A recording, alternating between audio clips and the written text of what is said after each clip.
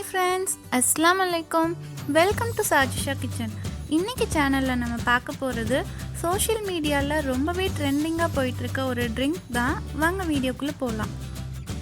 Instagram, TikTok, YouTube எல்லாத்துலேயும் ரொம்ப ட்ரெண்டிங்காக போயிட்டுருக்க ஒரு ரெசிபி டல்கோனா காஃபி. இதை வீட்டில் இருக்க சிம்பிள் இன்க்ரீடியன்ட்ஸ் வச்சு எப்படி செய்கிறதுன்னு வாங்க பார்க்கலாம்.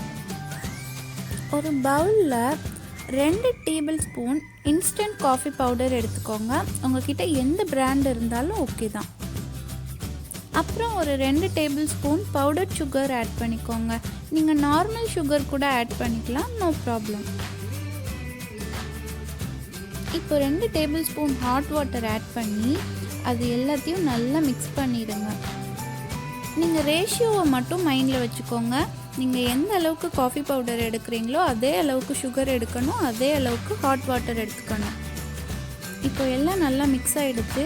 இப்போ ஒரு பிளெண்டர் எடுத்து அதை ஒரு 5 to 7 மினிட்ஸ் நல்லா பீட் பண்ணிங்கன்னா உங்களுக்கு ஒரு நல்ல ஸ்டிஃப் பீக்ஸ் கிடைக்கும். அது நீங்கள் பீட் பண்ணும்போதே அதோட கலர் லைட்டாக சேஞ்ச் ஆகி அடுத்து ஒரு க்ரீமி கன்சிஸ்டன்சிக்கு வந்துடும்.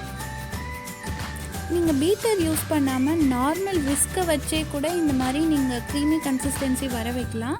அப்போ அதுக்கு டைம் இப்போது இதுக்கு 5 to 7 மினிட்ஸ் ஆயிடுச்சுன்னா அதில் உங்களுக்கு 10 to 15 மினிட்ஸ் ஆகும். நீங்கள் நல்லா விஸ்க் பண்ணிகிட்டே இருந்தீங்கன்னா உங்களுக்கு சேம் கன்சிஸ்டன்சி பீட்டர் யூஸ் பண்ணாமல் அப்படியே கிடைக்கும். இப்போ பாருங்கள், நல்லா நமக்கு பீக்ஸ் ஃபார்ம் ஆயாச்சு, ஒரு க்ரீமி கன்சிஸ்டன்சி வந்துடுச்சு. இப்போ ஒரு பவுலில் 1 டம்ளர் கோல்டு மில்க் ஆட் பண்ணிக்கோங்க.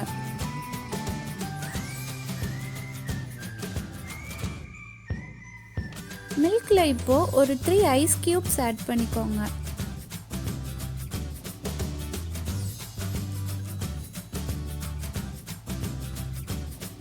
இப்போ ஒரு tablespoon brown sugar add பண்ணிக்கோங்க. இந்த ஸ்டெப் ஆப்ஷனல் தான், பிகாஸ் ஆல்ரெடி நம்ம காஃபியில் சுகர் போட்டு தான் நல்லா பீட் பண்ணியிருக்கோம்.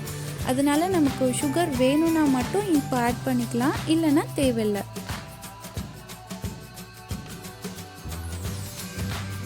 இப்போ நம்ம ரெடி பண்ணி வச்சுருக்க காஃபி க்ரீமை ஒரு பைப்பிங் பேக்கில் போட்டு நீங்கள் அந்த மில்க் மேலே அப்ளை பண்ண ஆரம்பிக்கலாம். நீங்கள் பைப்பிங் பேக் இல்லைன்னா டைரெக்டாக ஸ்பூனில் எடுத்து கூட அப்ளை பண்ணிடலாம். பட் பைப்பிங் பேக்கில் நம்ம போடும்போது அது பார்க்குறதுக்கே லேயராக அழகாக வரும். அதுக்காக தான் பைப்பிங் பேக் யூஸ் பண்ணுறோம். இப்போ கொஞ்சம் காஃபி பவுடர் எடுத்து அந்த காஃபி க்ரீம் மேலே ஸ்ப்ரிங்கிள் பண்ணிடலாம். நம்மளோட ட்ரெண்டிங்கான டேஸ்டி டல்கோனா காஃபி இப்போ ரெடி ஆயிடுச்சு. இதை கொஞ்சம் ஸ்பூனில் மில்கோட மிக்ஸ் பண்ணி நீங்கள் சாப்பிட்டு பாருங்கள், செம்ம டேஸ்ட்டாக இருக்குங்க.